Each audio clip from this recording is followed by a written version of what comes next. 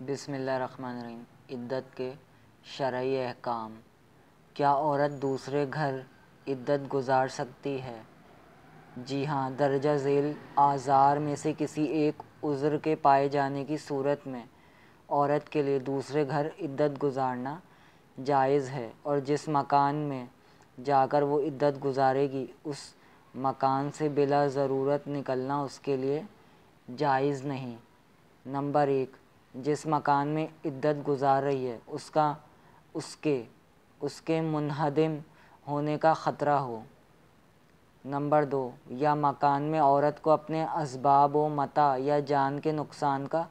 قوی اندیشہ ہو، یا رہائشی مکان کرائے کا ہو اور عورت کرایہ ادا کرنے پر قادر نہ ہو، یا مکان ترکہ بن کر تقسیم ہو رہا ہو اور عورت کے حصے میں آنے والا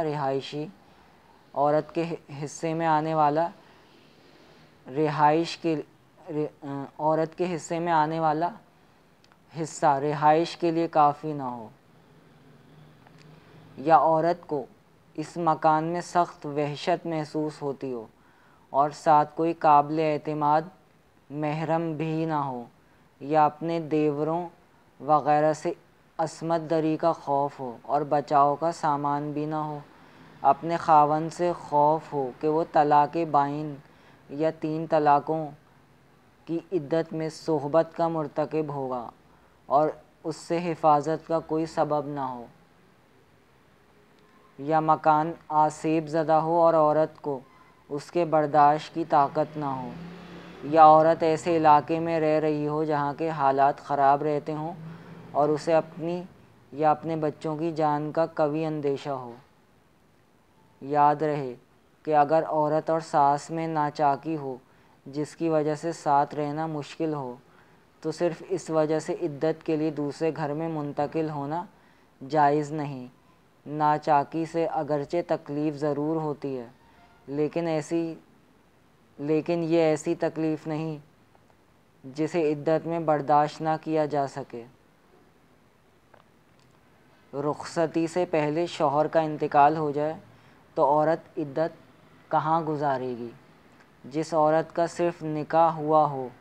رخصتی نہ ہوئی ہو، اگر رخصتی سے پہلے اس کے شوہر کا انتقال ہو جائے تو وہ عدت وفات اپنے والدین کے گھر گزارے گی۔ جھگڑا کر کے والدین کے گھر بیٹھی عورت کے خاوند کا انتقال ہو جائے تو وہ عدت کہاں گزارے گی؟ جو عورت خاوند سے جھگڑے کی وجہ سے اپنے والدین کے گھر بیٹھی ہو اور اسی اثناء میں اس کا خاوند اس کو طلاق دے دے تو اگر عورت کا ارادہ یہ ہو کہ جب شوہر سے صلح ہو جائے گی اور حالات صحیح ہو جائیں گے تب وہ اپنے شوہر کے پاس چلی جائے گی، شوہر کو بالکل چھوڑنے کا ارادہ نہ ہو تو پھر اسے اپنے شوہر کے گھر عدت گزارنا لازم ہے، اور اگر اس کا ارادہ اپنے شوہر کے ساتھ رہنے کا بالکل نہ ہو تو وہ اپنے والدین کے گھر عدت گزارے گی۔ بس آج کے لیے اتنا ہی۔